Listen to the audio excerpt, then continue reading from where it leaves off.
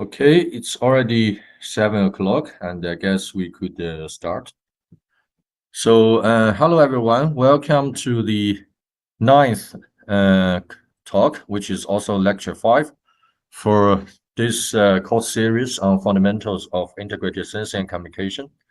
So, today we are very honored to have again Professor Christos Masouros from University College London to give us a talk on security and privacy in ISAC, which is definitely a very important topic. So before we start, let me first briefly introduce Professor Masouros. So Professor Masouros is a full professor from the Department of Electrical and Electronic Engineering, University College London.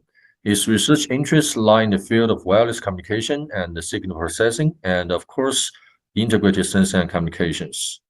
So he has won a lot of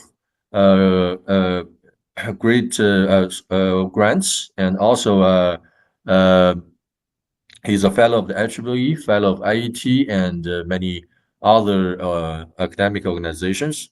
He has been a frequent recipient for many, prestigious awards like IEEE SPS Best Paper Award, SPS Donald G. Fink Overview Paper Award, IEEE Comstock Stephen O. Rice Prize, and SPS Young Author Best Paper Award, and the Best Paper Awards from GlobalCom and WCNC. He is an IEEE Comstock Distinguished Lecturer, and his work on ISAC has been featured in the World Economic Forum's report on the top 10 emerging technologies.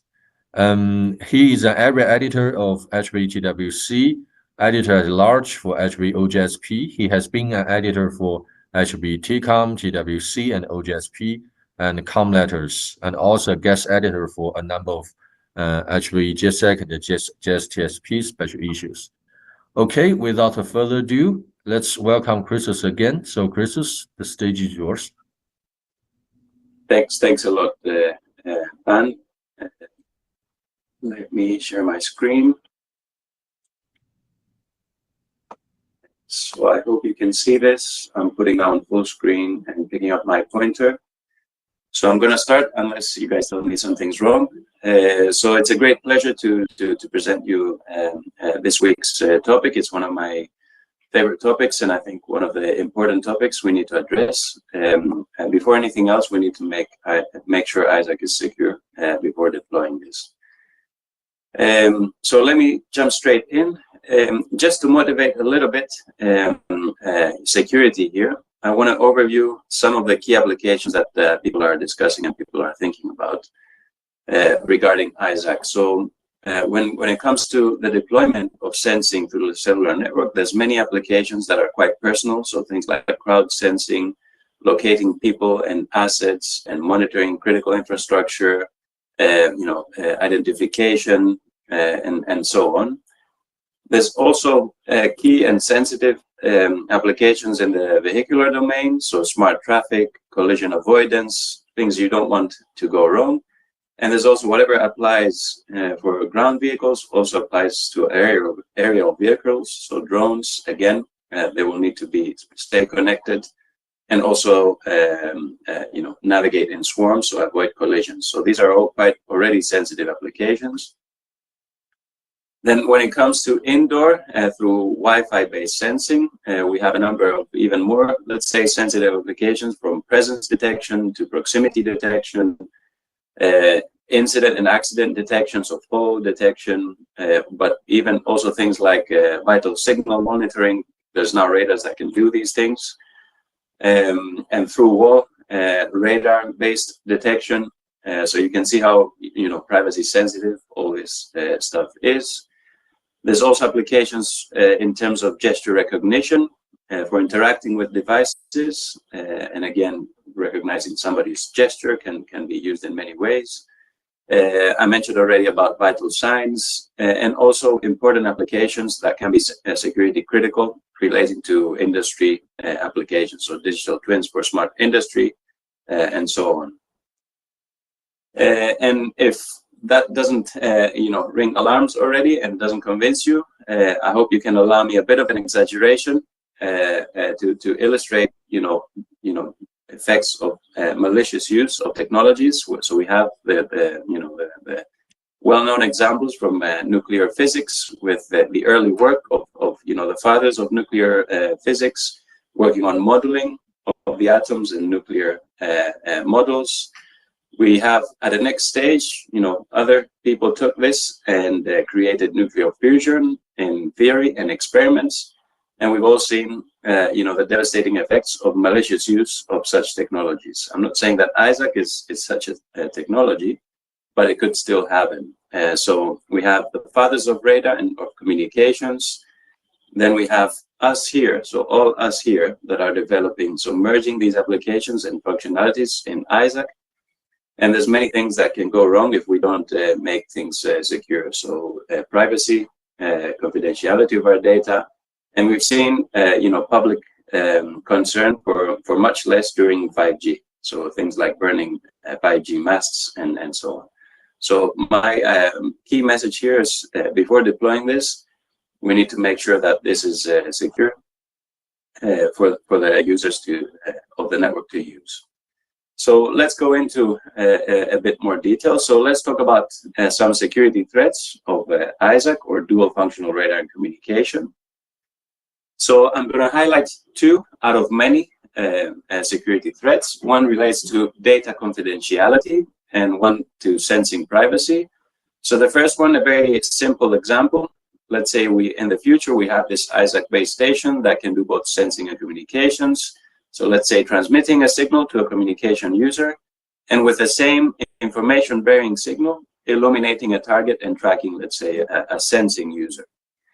Now, the illumination of a target, of a radar target, happens with information bearing signal. So in such scenarios, I'm opening the opportunity of my sensing user to become a potential data eavesdropper, and with the high transmit powers that are typically used for radar sensing, right? So this is a new data confidentiality vulnerability that is explicit and unique for ISAC. So I'm illuminating a target with information carrying signals. Then if we go to sensing privacy, so again, imagine in the future we have this ISAC infrastructure with all these good ISAC signals now, and all the cellular infrastructure tuned for ISAC. So I'm illuminating things like people, assets, critical infrastructure for localization, for imaging, and then I have my legitimate network doing the sensing. But then what stops somebody that is outside of my network to do its own passive sensing and recreate its own environment image with my good ISAC signal now? And here it's a lot more difficult problem. Of course, it's entirely new. We never had to worry about sensing in a cellular network, so it's entirely new vulnerability we're adding here with ISAC. And in fact, here there's nothing to encrypt. There's no explicit link from A to B of data transmission. It's all about an external entity doing its own sensing of their environment, but with my own illumination now, with my good ISAC signal that we're all working towards achieving. So it's important to be able to protect against these. And with that motivation, this is what I'm going to try to cover in the next hour or so. I first talk about ISAC data security or data confidentiality, and I'll introduce a couple of approaches based on artificial noise or exploiting interference. So at the physical layer, and then the second part, I'm going to talk about ISAC sensing security or privacy, and I'm going to talk about mainly 2 families of techniques, how we can engineer our signal so that it has an ambiguity function that does not allow for adversary or illegitimate sensing, and how we can also exploit clutter in the environment and scatterers to confuse potential eavesdroppers. And I'm going to end up with an opportunity that I think can be a significant opportunity, where sensing can be used to identify potential eavesdroppers and extract potential information about eavesdroppers, and that will enable big classes of physical air security that have been around for decades that were not really applicable before. So let me go back to data security here. I already showed you a scenario where we have this dual functional access point communicating to a user or users, and with the same information carrying signal illuminating targets. So I show you the example of a non-cooperative car, which is a benign, let's say, scenario. In this scenario, already you don't want to compromise the data of another user to a sensing user, but there could be more, let's say, significant scenarios where the target is a malicious UAV, so it's acting maliciously, or it could be defense scenarios where it's an enemy aircraft or something like that. So in these scenarios, you definitely don't want to compromise the data of your communication user.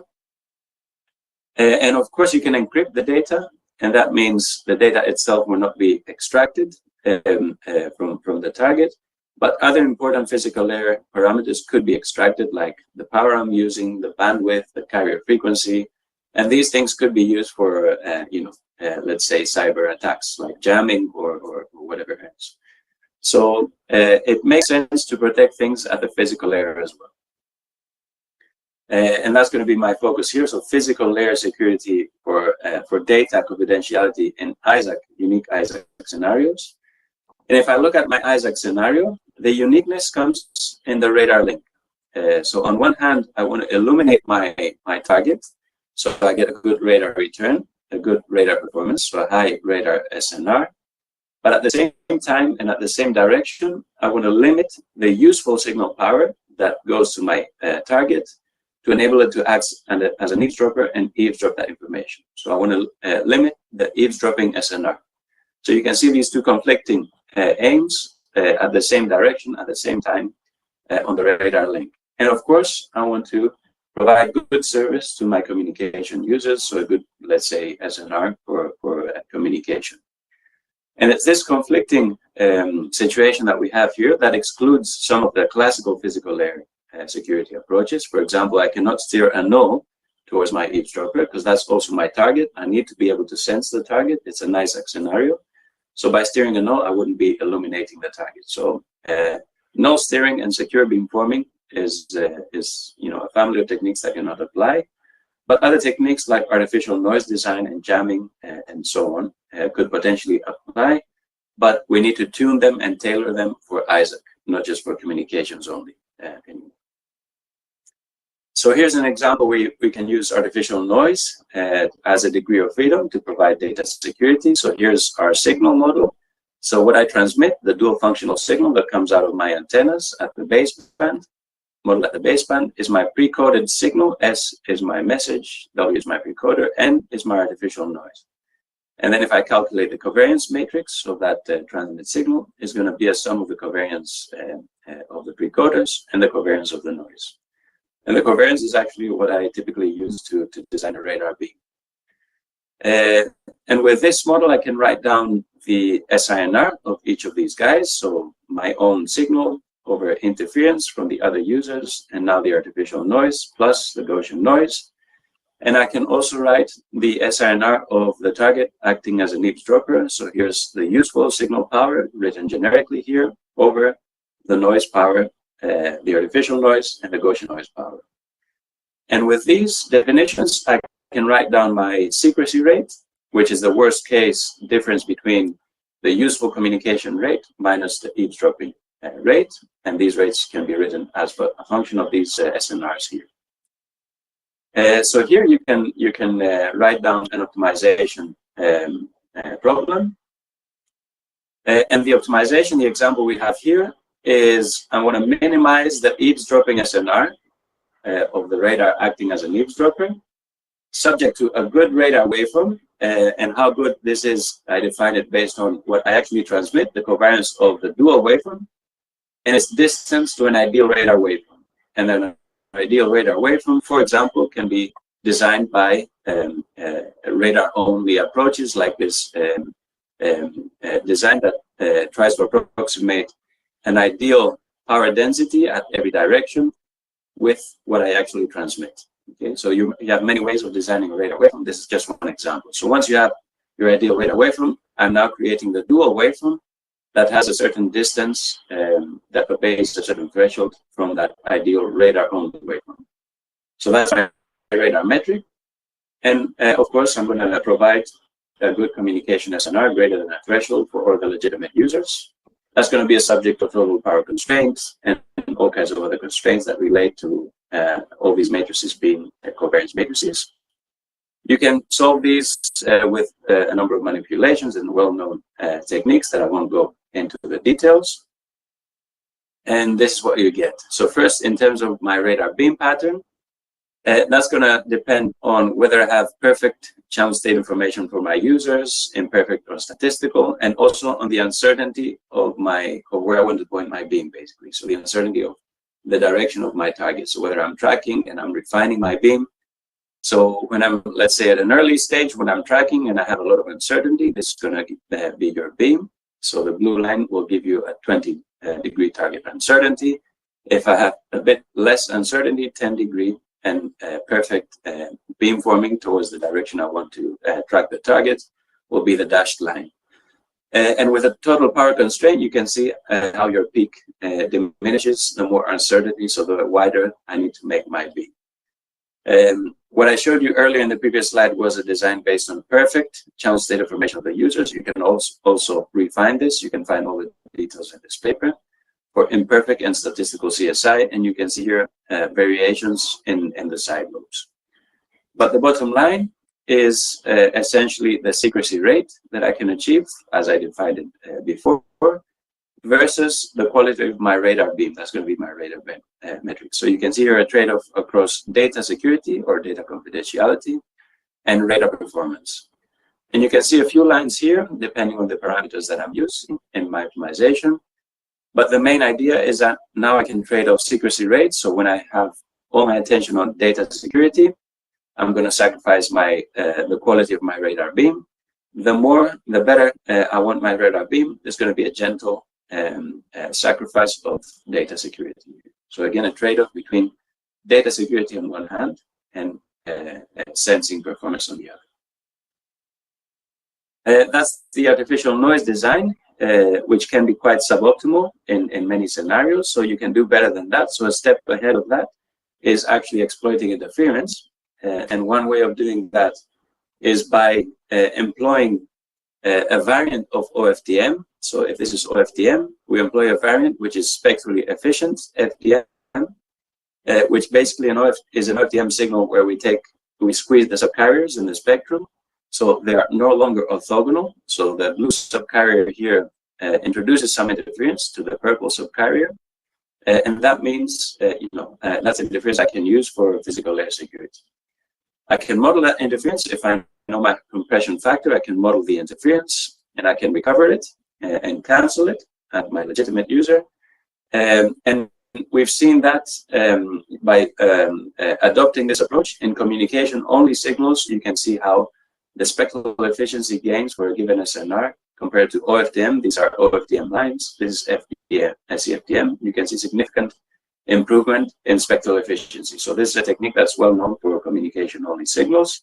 And this is how we use it for data-secure ISAC scenarios. So our scenario here is an access point tracking a person, so forming a beam, let's say for activity detection, and communicating to communication users at the presence of a separate eavesdropper here that is placed close by to user 2. So first of all, we can still do our ISAC trade-offs. You can see here the radar beam versus the quality of my QPSK signal. So the best QPSK I can do with limited radar beam forming, a radar beam with a more blurry communications signal. Then in the security scenario, so this is our transmitter, this is our experiment in our lab. We have two communication receivers, one antenna each, and one eavesdropper, and we place that very close to the receiver, the legitimate receiver. So we have a correlated channel, so we cannot rely on the diversity of the channels to provide security for us. Instead, how we're going to do that is by exploiting the interference across the subcarriers. So if I were to use an OFDM signal, this is what my legitimate receiver would get, and this is what my eavesdropper would get. So in absence of any interference, in absence of diversity of the channels, they both get a clear enough constellation. They can both extract the data from the signal. While here, if I'm using SCFDM, I'm compressing, I'm causing interference. A legitimate user can recover this interference with a model of the interference, while the eavesdropper has a very blurry constellation and will have a lot of errors when it tries to eavesdrop my data at the physical layer.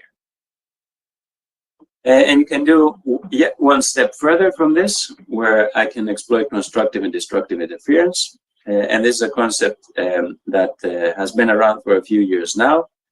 The idea is I look at my signal at the constellation level. If I take the example of BPSK, 1 and -1, my decision threshold is 0 of what was transmitted. Interference that pushes me towards the decision threshold is essentially reducing my signal to noise ratio, my tolerance to noise. So all these all these red dots here correspond to destructive interference that reduces my SNR. But there's also interference that pushes me away from the decision threshold, and that's constructive. So the green dots here is the constructive interference that is actually benefiting my SNR.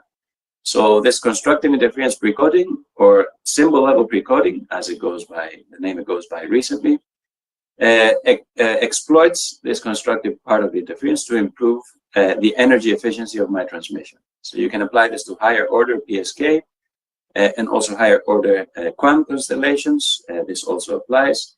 In a communication-only systems, we've seen orders of magnitude reduction in transmit power required for a given symbol error rate to achieve a given performance. And we want to use that for data security. To be able to use that, you need to come up with a mathematical characterization. So if I take the example of QPSK, if I equalize the phase of each of these constellation points, they all fold onto the real axis, this nominal constellation point. The constructive regions, the green regions, will also all fold onto this region here on the around the real axis. And then if you take this triangle, so I want my phase rotated received signal to lie in the constructive region, so I'm benefiting from constructive interference for my legitimate user. If I do basic trigonometry here, I'll end up with this highlighted constraint. I won't go into the details. The important thing is that gamma here is an SNR parameter. So gamma can be an SNR threshold like we have in classical optimizations. And that means I can go into any classical optimization that treats interference as harmful, replace classical constraints with this kind of constraint, and I have the constructive interference version of whatever optimization I'm doing. And with that, you can use this concept now for physical layer security in ISAC. So I want, in the same scenario we've been talking about already, I want my legitimate users to get a good SNR to benefit from constructive interference. So I want their signals to be in the constructive regions of the constellations. I want to illuminate my target with a lot of signal power, but that power being disruptive for its eavesdropping of my data. So the target's signal needs to lie in the destructive region of the constellation. So still high power, but not useful for eavesdropping. And you can use that math to come up with another optimization. So here I'm actually maximizing the radar SNR. I assume I have uncertainty about the target, so I'm maximizing the minimum radar SNR across the different angles in this region here. Subject to a total power constraint, subject to constructive interference for my users, and you can probably recognize the similarity here. So the imaginary part of my signal, the real part of my signal, and the SNR constraints. So you can see the SNR threshold for the communication users. And now we have subject also to destructive interference for the target acting as an eavesdropper. So this constraint is going to make sure the target gets signals in the destructive region of the constellation. And this is a snapshot of what you get. So first, when I only use constructive interference without destructive interference, and when I use constructive and destructive. So here, for this example, I'm transmitting 1 plus J of a QPSK or an APSK constellation. The blue dots is what my legitimate communication receiver receives, so always in the right quadrant of the constellation, so always getting the detection right. The red lines is what the target receives when it acts as an eavesdropper. So you can see in this case, constructive only interference. The points can be anywhere in the constellation. That means the target has to do a random guess of what is being transmitted. And if I apply destructive interference, the target always gets signals outside the correct region, that means the symbol error rate, I'm pushing it towards 1. So always gets it wrong. And this is what I show here. I quantify the security performance in terms of symbol error rate, so how well the users and the eavesdropper detects. So the users, you can see a symbol error rate declining with increasing SNR, as it should do. Many lines here, but the basic trend is that. And this is the eavesdropper symbol error rate with SNR. For this case of constructive interference, I'm using QPSK, and you can see a symbol error rate of 0.75. So 3 times out of 4, it's getting it wrong. So basically a random guess. And as I said, you can push this symbol error rate towards 1 if you apply constructive destructive interference. All the results are in this paper. And all this time, I've been able to point a nice radar beam with a high peak to side lobe ratio towards the target of interest to do my sensing, right? But I'm now making sure that the target cannot eavesdrop my data. Then let me talk about sensing security. So that's all I had to say about data security. Again, the challenge here is I have my ISAC infrastructure. I need to enable both monostatic or bistatic sensing from the legitimate infrastructure, but I need to also stop external entities from doing their own sensing through my illumination of a target of interest. So let's say I'm localizing a vehicular sensing user, I'm tracking a car. I want to make sure that other people or other entities who are not supposed to be localizing cannot localize. And as I said, there's no encryption here. It's all physical layer. There's no link from A to B that I can encrypt. There's no explicit data transmission. It's about this, let's say, sensing eavesdropper that is trying to use my illumination to do its own mapping, its own localization of things in the environment. So it all has to be at the physical layer. So we're going to overview a few early techniques in this research. This is wide open research area, and I would encourage everybody to join in. So there are going to be scenarios where we have some understanding of the eavesdropper, and we can design eavesdropper-aware approaches. And one scenario is shown here. So this is my ISAC base station serving a number of communication users. So I'm sending data to these guys. These guys have subscribed only for communication services, not for sensing. And I'm sensing a sensing user, so a target. I'm localizing, let's say, a drone with the help of a bistatic legitimate receiver. And now here, one of my communication users is trying to also localize this target when they're not supposed to. So here, the communication user is part of my network. So there's ways that you can perhaps know the location of the user, the channel of that communication user. And with that, you can write down their mutual information, the sensing mutual information.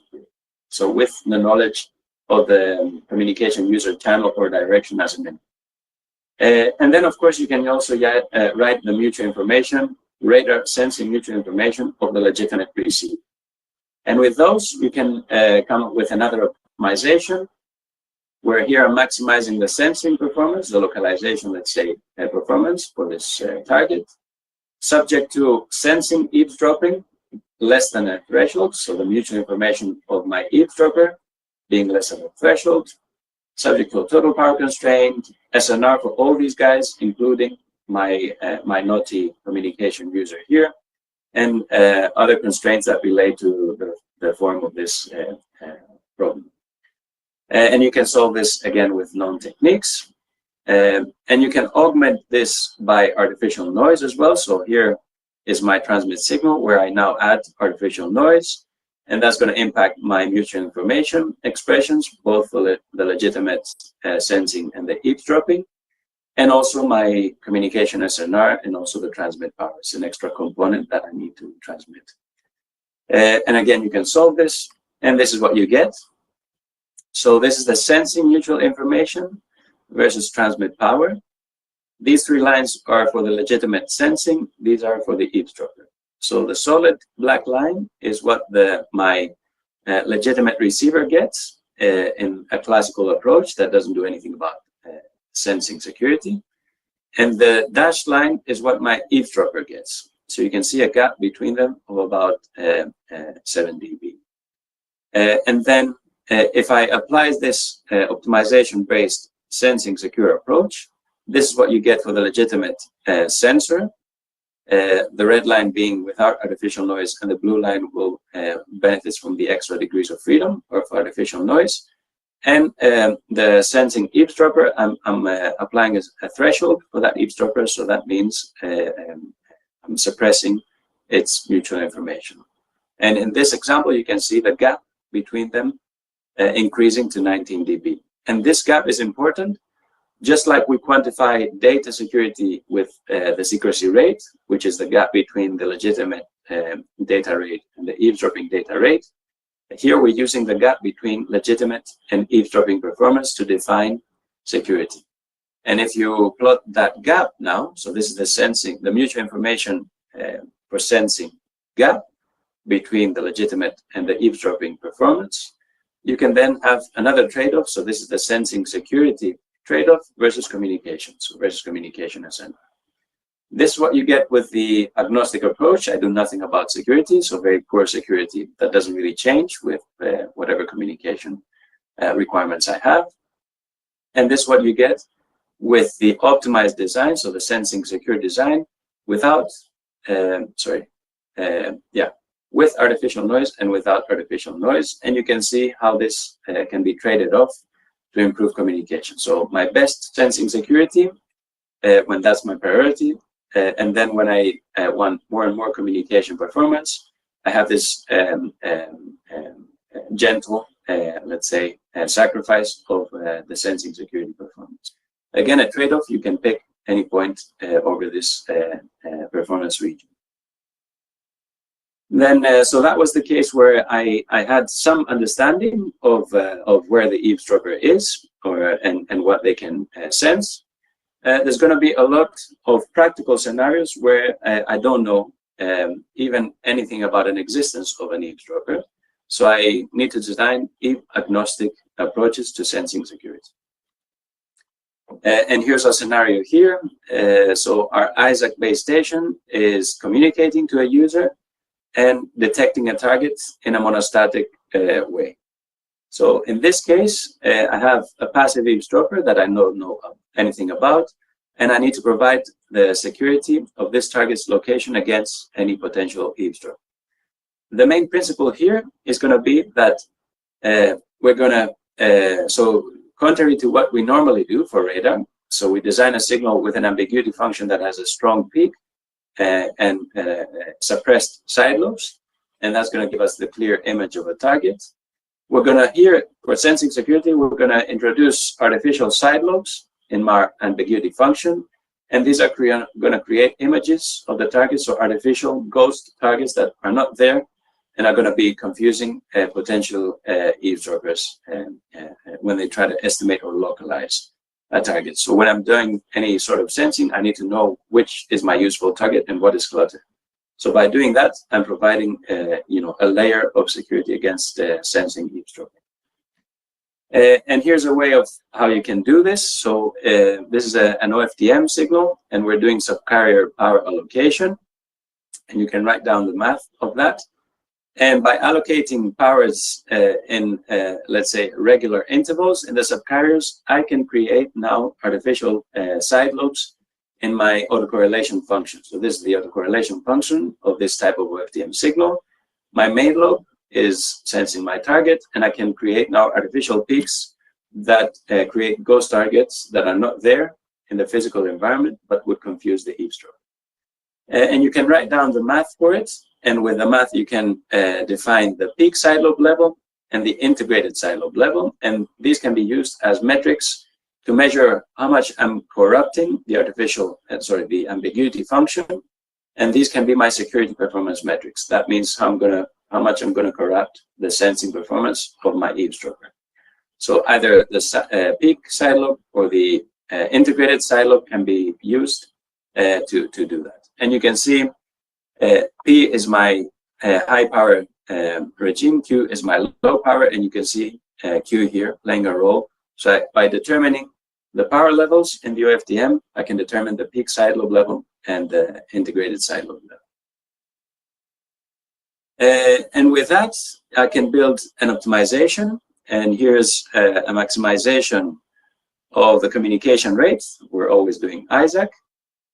And I'm minimizing here the sensing loss for the legitimate receiver. So I need to make sure I'm getting a good enough sensing performance. So I'm tracking my target through my legitimate infrastructure. And that's going to happen by applying a constraint on the eavesdropping performance. I don't know my eavesdropper here, so the best thing I can do, I want to make sure that my side lobes are above a certain level that would confuse a potential eavesdropper. And of course, I have my usual power constraint. So this is the rate, how you write the rate, and this is you can calculate analytically the sensing SNR loss at the legitimate receiver when you apply reciprocal filtering. So here's monostatic sensing. I can apply reciprocal filtering to equalize or suppress my side lobes in the ambiguity function to get a good performance. That reciprocal filtering is going to cause an SNR loss, and I'm trying to minimize this loss. So that's my legitimate sensing rate. And here's how this optimization performs. It's a weighted optimization, so I can flexibly trade off sensing and communication performance. So this is the sensing SNR loss, my metric here, by this sensing secure approach, and the communication rate, which is shown here. And you can see again a flexible trade-off where I can increase my sensing, my communication performance, my rate, by also increasing my sensing SNR loss here. But the bottom line is your sensing security. So this is what actually happens. So this is without secure design. So I'm not doing anything about security. I have here 5 targets. My legitimate receiver can pick up the targets, but also my eavesdropping receiver can also pick up the targets with some increased clutter and interference, but still with reasonable enough sensing performance. And then when I apply the secure design, so the optimization I just showed, I have a deterioration of the signal to clutter plus noise ratio of the legitimate receiver, Alice here. So I'm still picking up my targets, but with an increase in the clutter.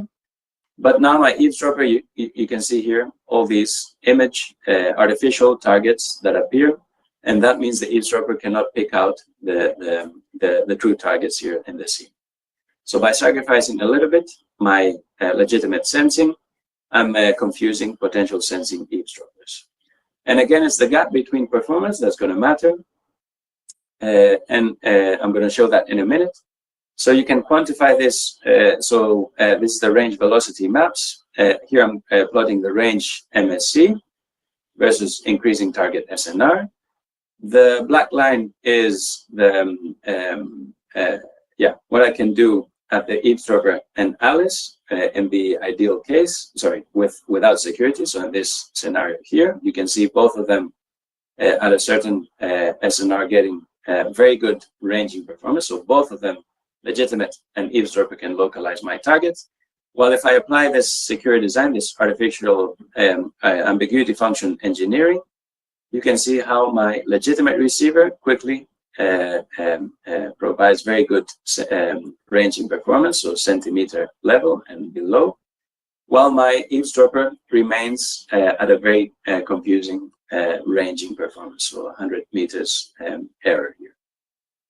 And it's this gap that's going to be important between eavesdropper and legitimate receiver, as I explained earlier. And then you can plot this gap as your sensing security metric.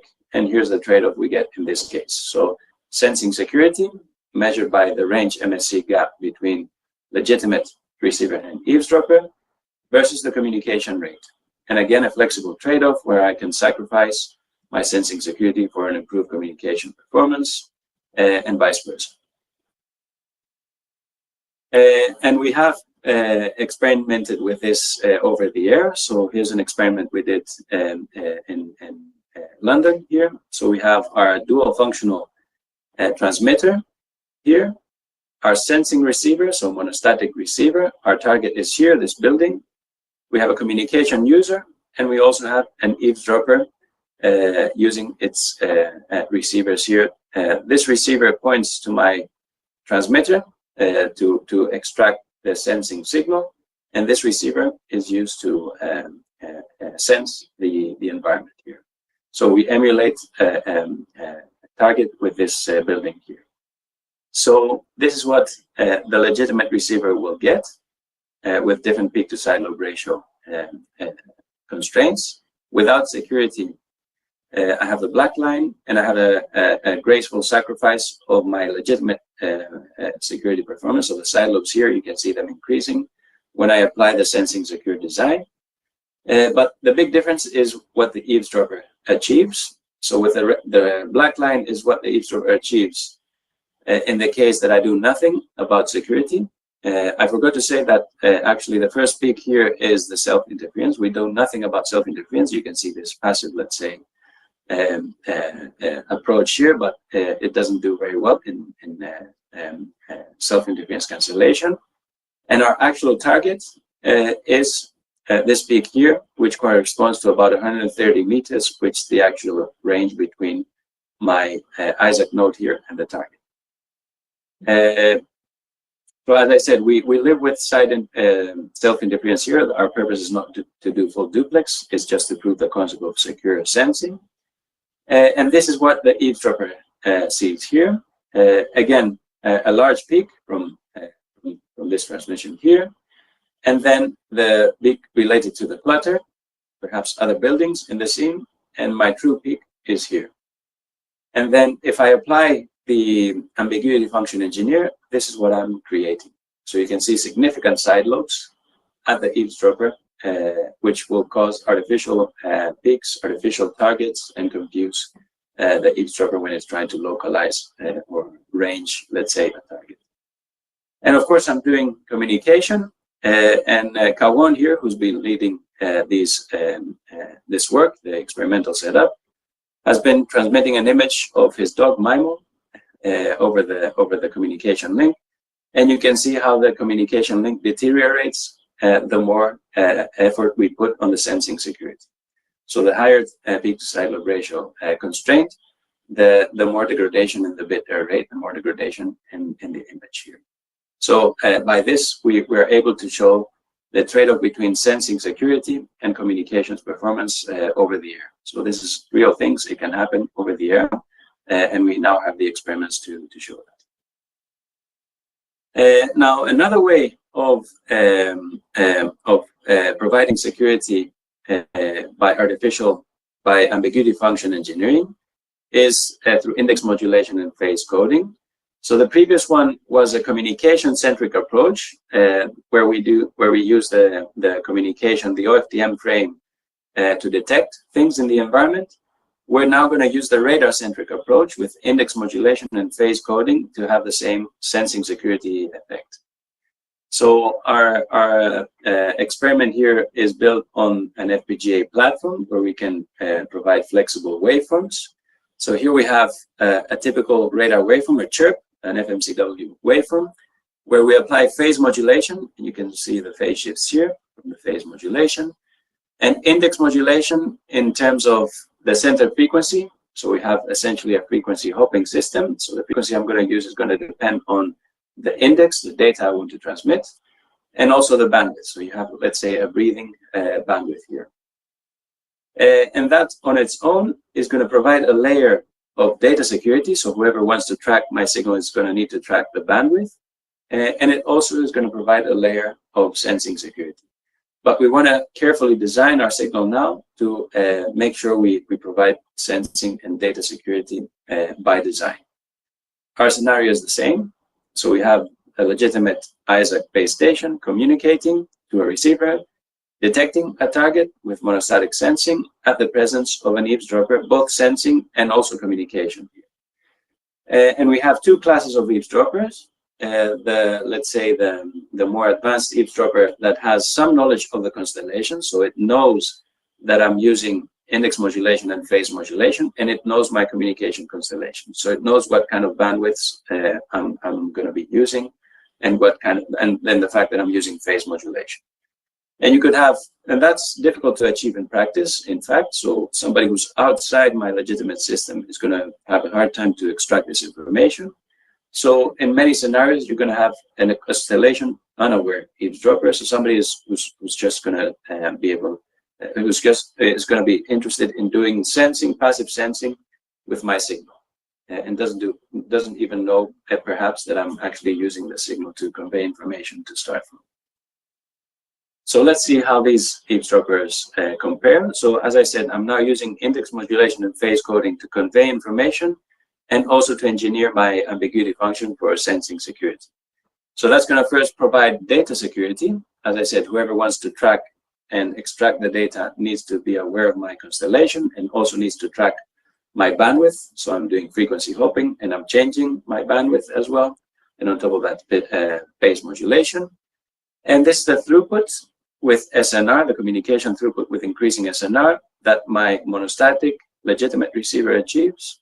This is the throughput in green and orange that the constellation unaware receiver and the constellation aware receiver can achieve. So you can see already a big gap here.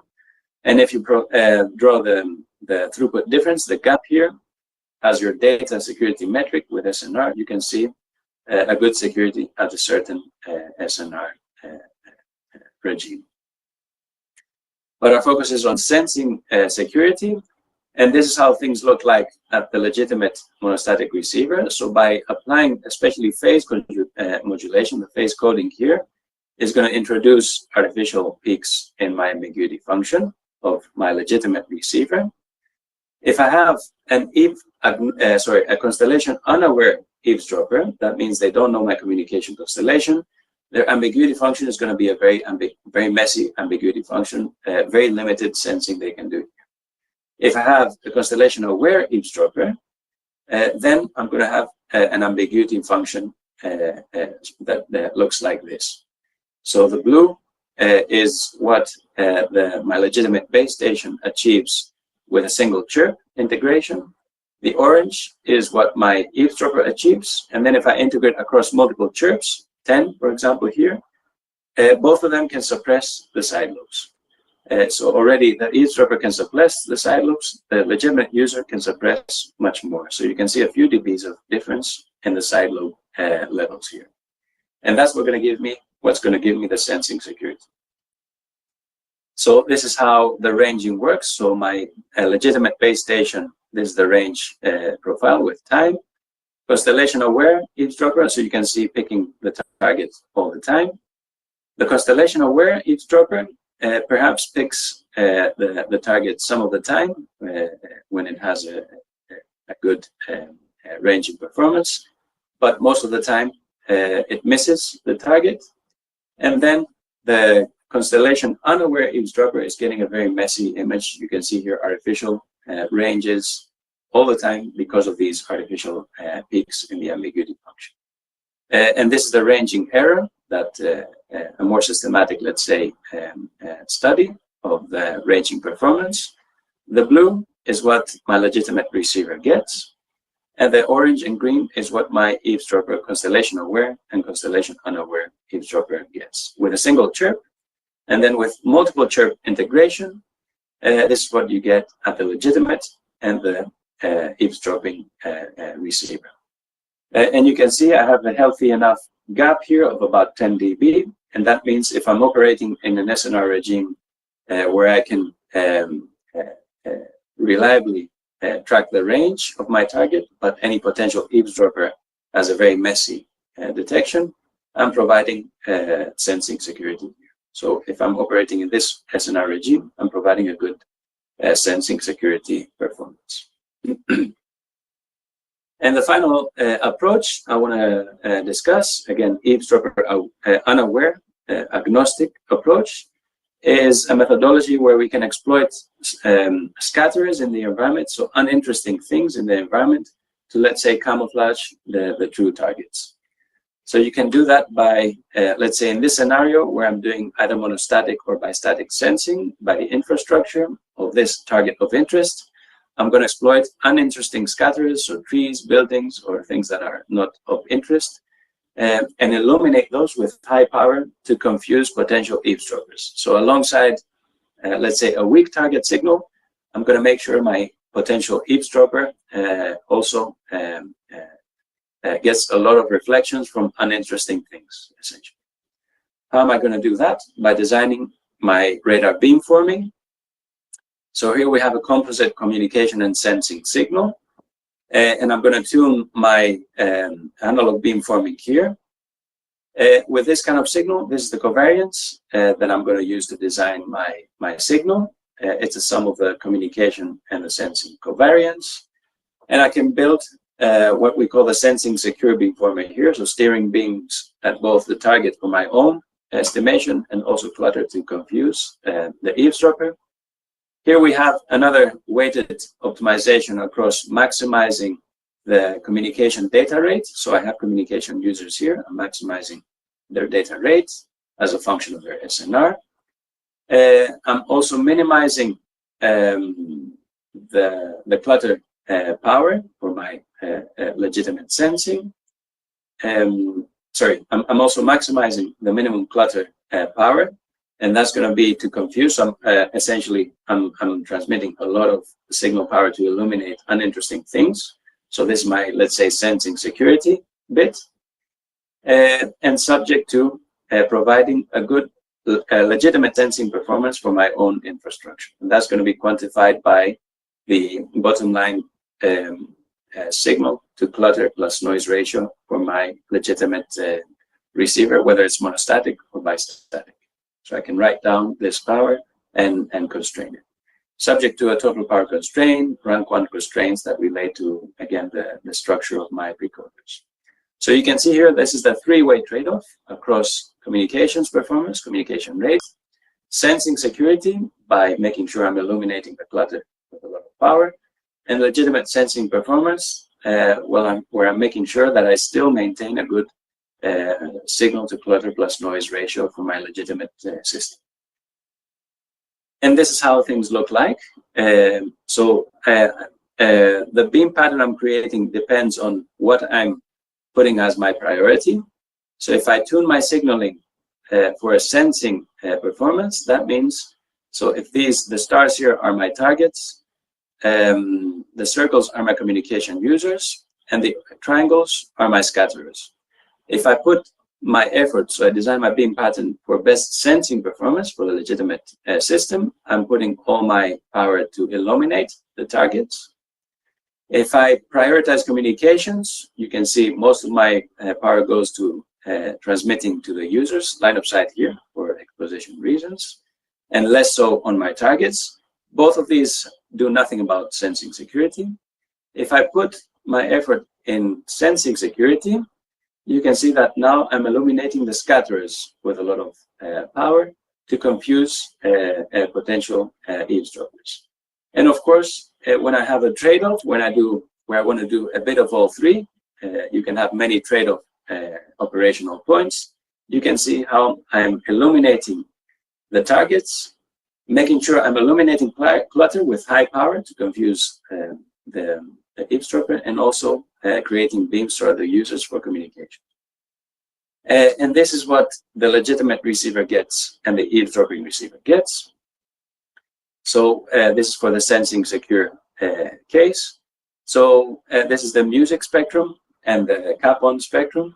This is what the legitimate receiver gets. So I'm getting good returns for my targets and suppressing my clutter, while at the eavesdropper, I'm getting most of my return comes from the clutter, my echoes, and very little from my targets. So under certain circumstances, with enough degrees of freedom, I can actually hide the targets behind clutter. Of course, that's going to depend on the degrees of freedom. And of course, on how advanced the detector is at the eavesdropper. And this is the bottom line performance. So this is the ranging, the angle of arrival based MSC here, not the ranging. So angle MSC and ranging MSC. And you can see the blue lines are for the legitimate system. The red lines are for the eavesdropping system. In most cases, when I have enough degrees of freedom, I have this gap, as I've been showing, between the legitimate performance and the eavesdropping performance. And as we mentioned, this gap is going to be important for my sensing security. And here's another way where you can provide sensing security. So potentially, you can use all these approaches together: ambiguity function engineering, clutter-based exploitation to confuse eavesdroppers, And then if you know anything about the eavesdroppers, you can also augment these to provide and enhance sensing security. And the final thing I want to discuss in the 5 minutes that we have left is an opportunity from sensing. So this is one of the synergies that I spoke about already from last week, where the sensing can be used to assist a communication bottom line metric. So in this case, sensing assists data security. So in our example, this is a communication only example where we have legitimate users, and in between those we have passive eavesdroppers. And we want to use the sensing now functionality to detect the presence of potential eavesdroppers, extract information about the eavesdroppers, and improve my data security. So there's no sensing end goal here. All I'm interested in is my communication system and making this data secure. So we have a two-stage approach that exploits sensing to assist this. So in the first stage, it's a sensing only stage. You can see here I'm maximizing the Fisher information matrix for sensing, subject to power constraints. So I'm essentially doing a first sweep of the environment to detect potential eavesdroppers, so things in the environment that I don't know about. And this is the return that I get for different degrees of arrival. The green lines are the returns from the directions of my users. And these are my users, so I know where they are in most cases. The red lines are the directions of the two eavesdroppers here. And the blue lines are my estimations, so the return in terms of the angle of arrival for detecting these things that I don't know about, so potential eavesdroppers. So you can see already from this first stage, I get a crude estimate of that something is there. That could be a potential eavesdropper. And then I need to provide a secure beamforming approach to protect against beamforming from those directions. And you can see at the first instance, I'm not getting it perfectly right. So I have an estimate which has a range error. But already with that knowledge, I can now have a second stage, where I can start doing secure communications. And here's a weighted optimization here across the sensing. So I keep doing sensing and refining my estimation of the eavesdroppers, while at the same time now providing data security through a secrecy rate metric. Again, a weighted objective. I can turn raw for communications, secure communications, or for sensing. And this is going to be subject to constraints relating to forming nice beams for detecting the eavesdroppers. So this is the peak to side lobe ratio for radar. The width of my main beam, that's going to be a function of how the uncertainty I have about the targets, and a total power constraint as always. And I'm using artificial noise also to provide data security. Now the interesting thing here is, remember this is a synergy, and that means that my secrecy rate, my data security metric, is going to depend also on the sensing performance. So the eavesdroppers rate here is going to be a function, and how well I can characterize that is going to be a function of how well I can estimate things about the eavesdropper. So you can see here the angle uncertainty about the eavesdropper coming into my eavesdropper rate, and in turn my secrecy rate metric. So that means the better I improve my sensing of my eavesdropper, the lower the ambiguity in angle. So the more things I know about the eavesdropper, the better I can describe my true secrecy rate against the true position of the eavesdropper.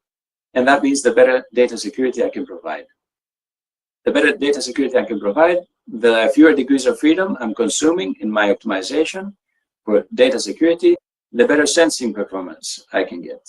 And you can see how this is a virtuous circle, whereby improving my sensing performance, I'm improving my bottom line data security performance. And we've seen this with results. So you can see here, so first we have the beam and how it looks in different angles. This is the original omnidirectional beam, where I'm doing a scan of the horizon. These are the direction of my eavesdroppers in our simulation setup. Once I pick up directions of the eavesdroppers, I start forming beams towards these eavesdroppers to scan them with higher power, you can see here. And these beams are becoming narrower and narrower, the better estimation I have about the eavesdroppers. And you can see with this process, the amplitude and angle of my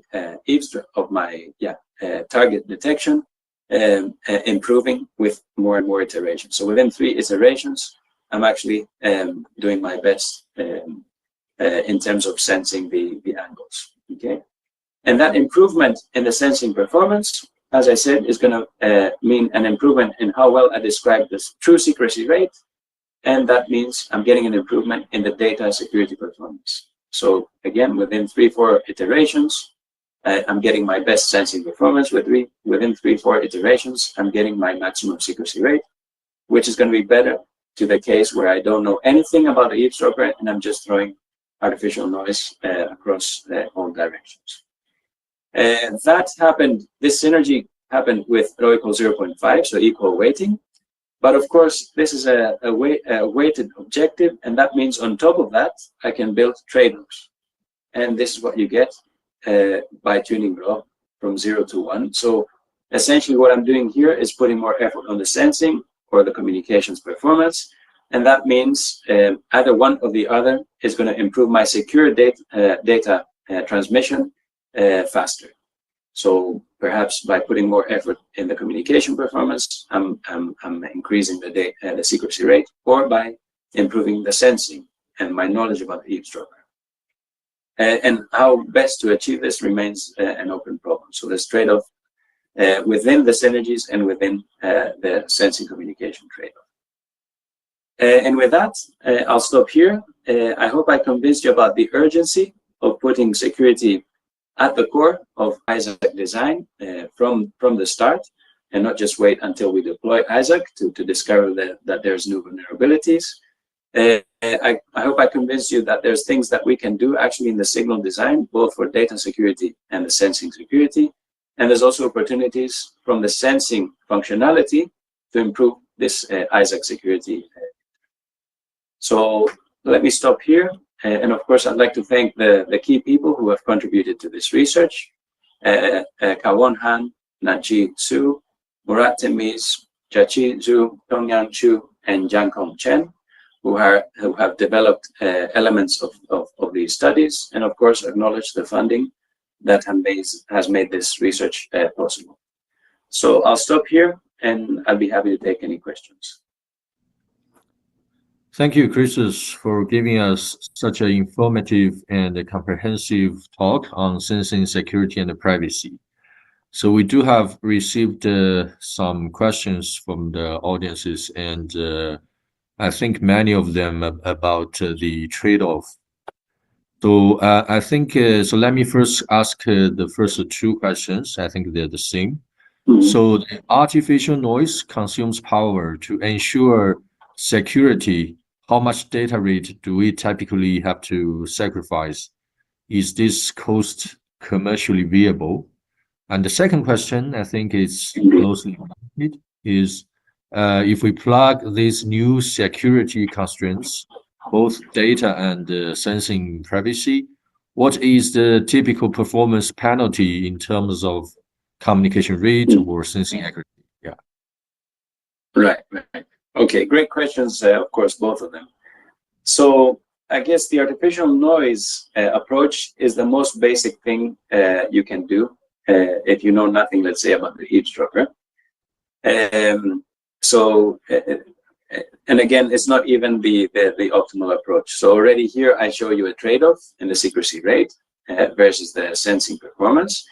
In a practical system, if it's, let's say, a communication-centric system, like a cellular transmission, you won't want to sacrifice your data rate, right? So perhaps the actual rate is going to be a constraint in my optimization of some sorts. And then I want to do the best secrecy rate, so data security I can achieve, and the best sensing performance I can achieve. So there's ways to guarantee, of course, the legitimate communications performance if that's your approach here.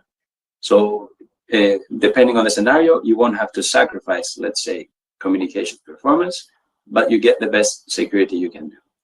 Of course, I outlined here a few improved approaches, so exploiting interference between subcarriers, exploiting interference, constructive and destructive interference. And these have a lot better performance because I'm now actually, consciously creating a signal that I can illuminate the target with a lot of power for sensing, but that power is not useful for eavesdropping. So you can do a lot better than artificial noise. That's for data security. And the same goes for sensing security. So as I mentioned, by engineering the signal and the ambiguity function of the signal, you can do a lot better than artificial noise, and by also illuminating clutter, right? So there's many approaches that we can develop.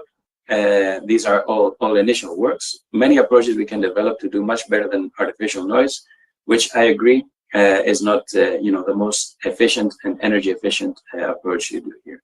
And the question was about power consumed and power efficiency, and especially from what we're looking at right now, we know by about more than a decade of literature on constructive interference, that by reusing interference, we're actually reducing the power we need to achieve a certain communication performance. And we can use this destructive interference that comes for free. It's out there. We can use that, reuse that for data security. Okay? So there's many opportunities in this domain. And then, sorry, the second question. So the second question is, when we plug these new security constraints, both data and sensing privacy, what is the typical performance penalty in terms of communication rate or sensing accuracy? Right. So I think, in a sense, I answered that already. So I showed trade-off regimes in all cases. So let me show an example. So perhaps here, this is for sensing security, where you can trade off sensing security versus communication. So depending on what communication you want to achieve, that's going to give you your operating point in the trade-off. And of course, as I mentioned earlier, if you absolutely want to guarantee one functionality over the other, let's say if I guarantee the communication SNR, that's going to be, let's say, the constraint in my objective. So I'm making sure I always obey the threshold. Or if I want to guarantee the sensing performance, the sensing SNR or whatever sensing metric can be a constraint in my design. So I'm always guaranteeing, but then on top of that, you can have trade-offs across sensing security or data security and whatever sensing or communication performance. And again, to highlight that this is a four-way trade-off here, right? So communications, sensing, data security, sensing security. So lots of things here, lots of trade-offs that one can think of. Okay, thank you, Christos, for your answer. And I think the third question is, if we have zero knowledge of Eve's location or channel, how can we guarantee the waveform will effectively degrade her sensing in that unknown direction? Right, so that's exactly what we're doing in these approaches here. So here, this is a passive eavesdropper that I know nothing about. I don't even know about their existence. So all I'm doing with these approaches is carefully engineering my signal so that I have these artificial imperfections in my signal that I can recover and take away in my legitimate receiver. So by having a good, by knowing exactly my transmit signal in the monostatic case, I can do things like reciprocal filtering to suppress these side loops, while at a bistatic passive eavesdropper, it's a lot more difficult. So even if you have this reference link, the best thing you're going to get is a noisy version of that signal. I showed you things about frequency hopping, so that's going to make things even worse in estimating. So the potential eavesdropper is going to have a lot of work to do to clean up the signal, and in the best case, is going to get this kind of results that I showed you. So I know nothing about the eavesdropper, and by perturbing my signal, I can provide security. I'm making sure that that signal is good for me to sense, but not somebody else. Okay, so then I think, so for myself, I think this is quite an interesting approach, this ambiguity function engineering. But for my, so I have a question about this scenario. I can see that you assume, the Alice use the reciprocal filtering, but the eaves uses matched filtering. So what if eaves also uses, reciprocal filtering? Then what will happen? I mean, so the best, as I mentioned, the best case for the eavesdropper is that they have a noisy version of my signal, right, through this link, perhaps asynchronous, perhaps with many imperfections. So they're always going to lose against my monostatic sensing. So even if they use that noisy version for reciprocal filtering, the reason why we didn't use that in these results here is because actually the reciprocal filtering was giving us worse performance than match filtering here, because of this very noisy knowledge of the signal. so but what if, I mean, you have this ambiguity function engineering and these artificial setups in the matched filtering results for the eaves. So if I am the eaves, then I can perform both, techniques, both match filtering and reciprocal, and I can compare which is better. I mean,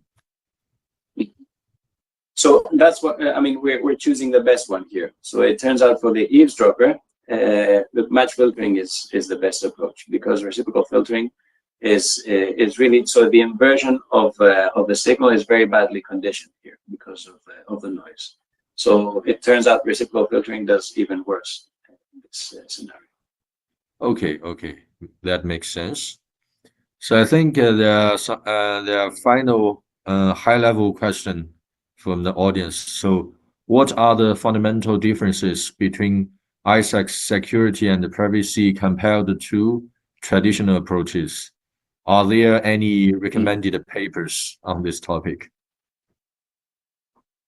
Sure.